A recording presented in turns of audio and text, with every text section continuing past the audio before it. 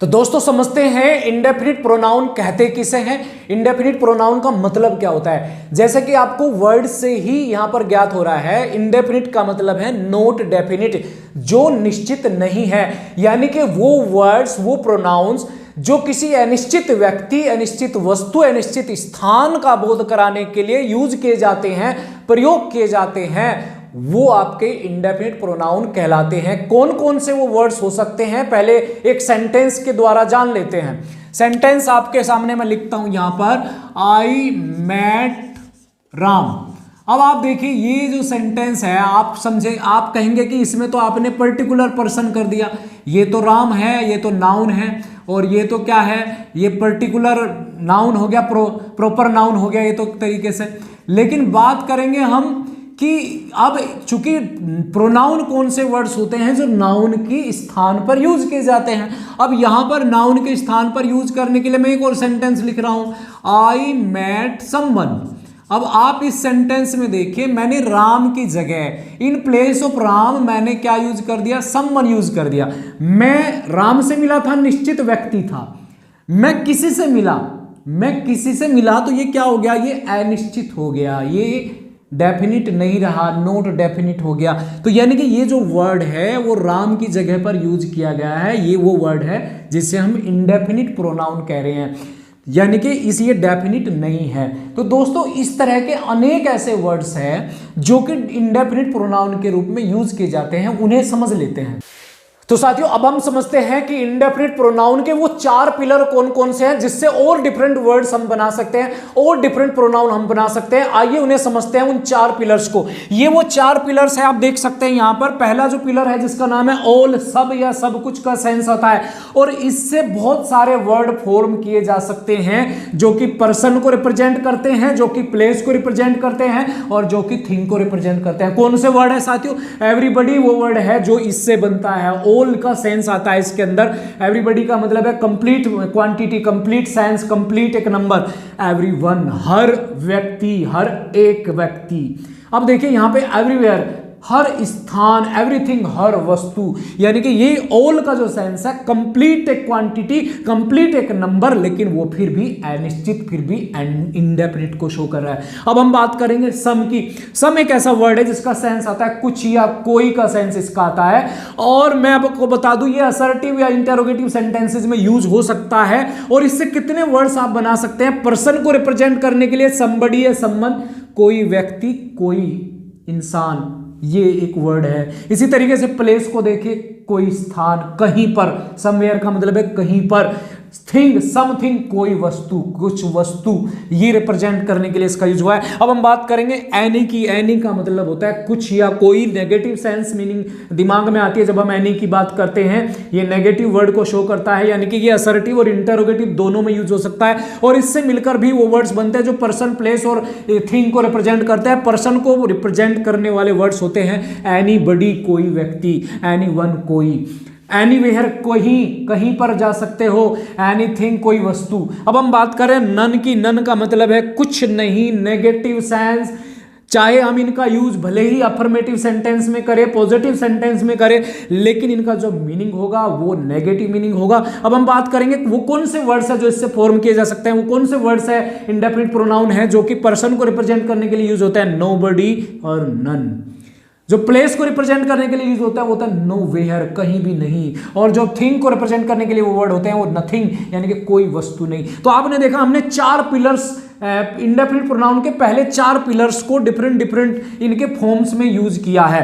अब हम जानेंगे कि और बाकी कौन से वर्ड्स हैं जो कि इंडेफिनिट प्रोनाउन के रूप में यूज हो सकते हैं, लेकिन इससे पहले इनका भी यूज हम करना सीखेंगे।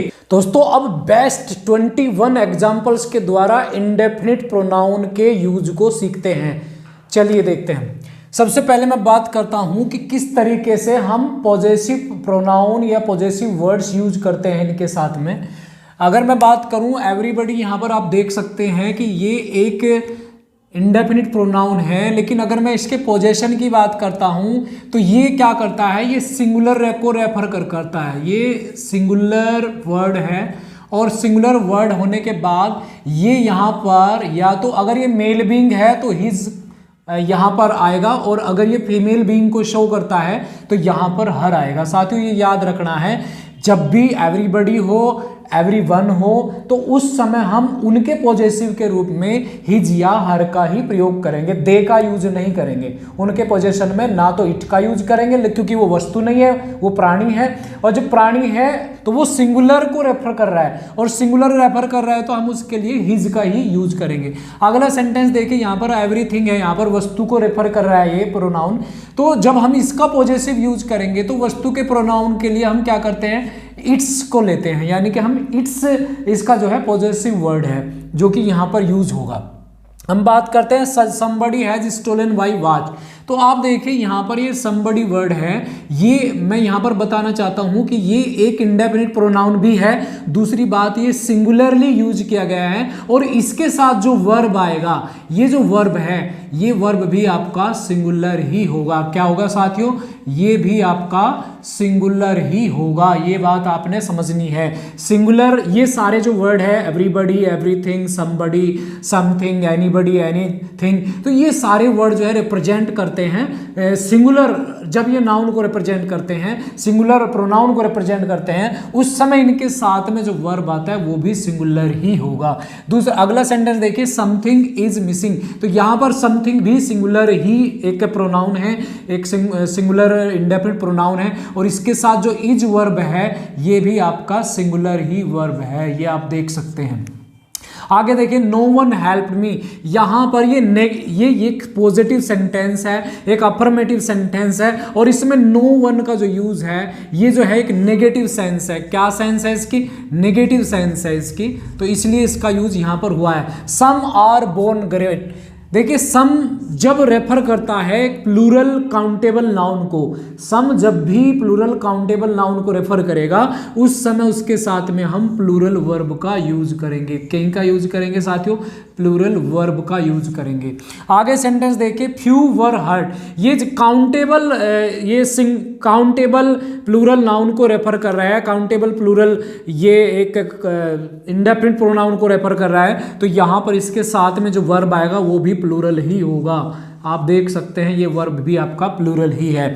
आप देखिए, all that glitters is not. All जो है दोनों ही तरह के दोनों ही तरह के प्रोनाउन के साथ आ सकता है। वो सिंगुलर वर्ड भी ले सकता है और प्लूरल भी ले सकता है। वो क्वांटिटी को रेफर कर सकता है या फिर वो थिंग्स को रेफर कर सकता है। तो यहाँ पर ये क्वांटिटी को रेफर कर रहा है, तो इसलिए यहाँ पर इसके साथ जो वर्ब आया हुआ है वो सिंगुलर वर्ब है। कौन सा है साथियों, सिंगुलर वर्ब है। यहाँ पर आप देख सकते हैं, ऑल दैट ग्लिटर्स, जो भी चमकदार चीज होती है, इज नॉट गोल्ड, वो सोना नहीं होती है।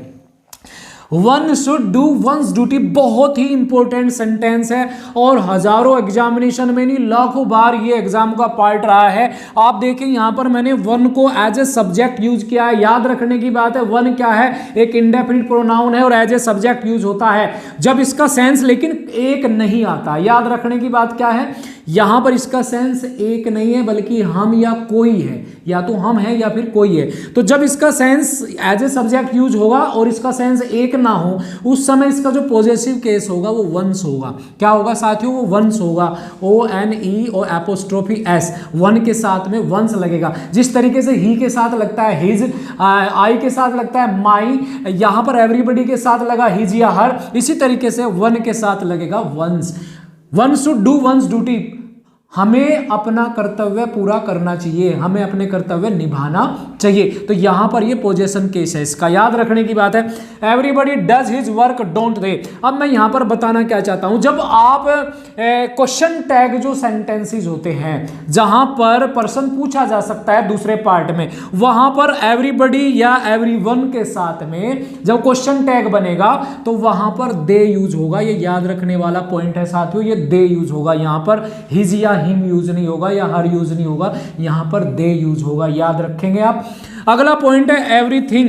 जब भी एवरीथिंग, एनीथिंग आदि वर्ड हो और उनके लिए क्वेश्चन टैग यूज किया गया हो तो वहां याद रखने की बात है कि वहां दे यूज नहीं होगा, वहां पर इट यूज होगा। ये याद रखने वाला पॉइंट है साथियों।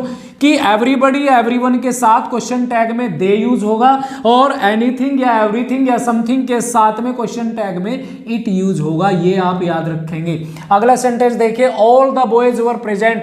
मैंने अभी बताया ऑल जो होता है वो क्वांटिटी को भी रिप्रेजेंट करता है, वो नंबर को भी रिप्रेजेंट करता है। जब वो नंबर को रिप्रेजेंट करता है और नंबर काउंटेबल होता है, काउंटेबल सिंगुलर नंबर है, तो उस समय क्या होता है, वहां पर हम प्लूरल वर्ब लेंगे। ऑल द बॉयज वर, ये क्या है, ये प्लूरल वर्ब है साथियों।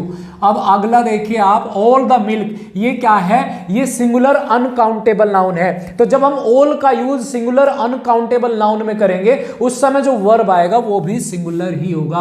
तो ये जो वाज वर्ब है आप देख सकते हैं ये सिंगुलर वर्ब है।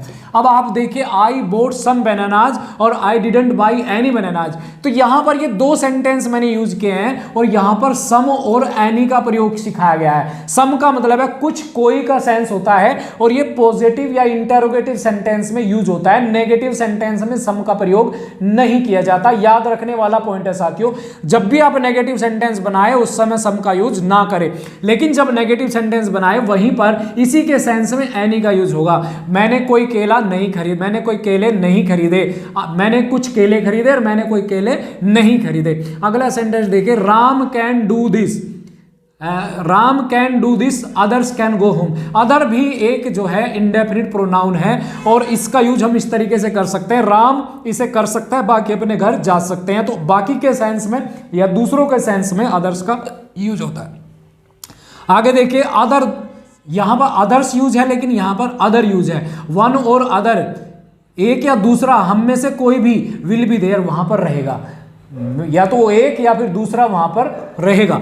This is old table and that is new one. यहां पर भी दोस्तों हमने वन का यूज किया हुआ है, लेकिन मैं बता दूं वन यहां पर एक संख्या को रिप्रेजेंट कर रहा है और ये एक नाउन के रिपीटिशन को बचाने के लिए इसका प्रयोग किया जा रहा है। तो यानी कि आपको याद रखना है, जब भी किसी नाउन के रिपीटिशन को आप अवॉइड करना चाहते हैं उस समय वहां पर उसकी जगह आप वन यूज करेंगे सिंगुलर में और वंस यूज करेंगे प्लूरल में। अगर ये प्लूरल होता, these are old tables and those are new ones होता, क्या होता है ये, वंस, ONES। याद रखने का पॉइंट है साथियों, जब सिंगुलर का रिपीटिशन बचाना हो तो वन यूज करेंगे और जब प्लूरल का रिपीटिशन बचाना है तो वंस यूज किया जाएगा, याद रखेंगे। आगे हम यूज करते हैं वन ऑफ अस। यहां पर साथियों इसका जो यूज है वो एक के सेंस में है, एक, हम में से एक, हम में से एक। तो जब आप इसका यूज वन के सेंस में करेंगे उस समय इसके लिए जो पॉजेसिव वर्ड होगा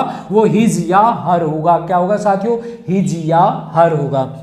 अगला देखिए, मोस्ट जो है आप देखते होंगे, मोस्ट, मैनी, मोर, मोस्ट, ये सुपरलेटिव डिग्री की तरह भी प्रयोग होता है, लेकिन यहां पर ये इंडेफिनिट प्रोनाउन की तरह प्रयोग हुआ है और इसका यूज नंबर और क्वांटिटी दोनों को रिप्रेजेंट करने के लिए किया जाता है।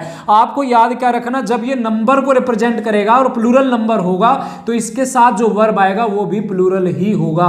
कौन सा वर्ब होगा साथियों, वो प्लूरल वर्ब होगा। और जब ये एक सिंगुलर अनकाउंटेबल नाउन को रेफर करेगा तो इसके साथ जो वर्ब आएगा वो सिंगुलर ही वर्ब होगा। तो साथियों मैंने ये जो 21 मोस्ट हेल्पफुल सेंटेंसेस है इनके द्वारा आपको इंडेफिनिट प्रोनाउन को समझाने की कोशिश की है। उम्मीद है आपको इंडेफिनिट प्रोनाउन जरूर समझ में आया होगा, और नहीं समझ में भी आया तो मैं जो है बाद में इसकी एक्सरसाइज भी आपको दूंगा। प्रैक्टिस में हम करेंगे तो आपको और बहुत अच्छे तरह से समझ में आ सकता है। दोस्तों अगर आपको वीडियो पसंद आया हो तो एक लाइक तो बनता है, और दोस्तों मेरे चैनल को आप सब्सक्राइब जरूर कर लीजिएगा, क्योंकि इस तरह की मैं वीडियो आगे और लाता रहूं और हमारा जो रिश्ता है वो अटूट बना रहे और हम एक दूसरे की मदद करते रहें। मैं आपको सिखाता रहूं और आप सीखते रहे, आप जग में नाम रोशन करते रहे। थैंक यू साथियों, थैंक यू वेरी मच।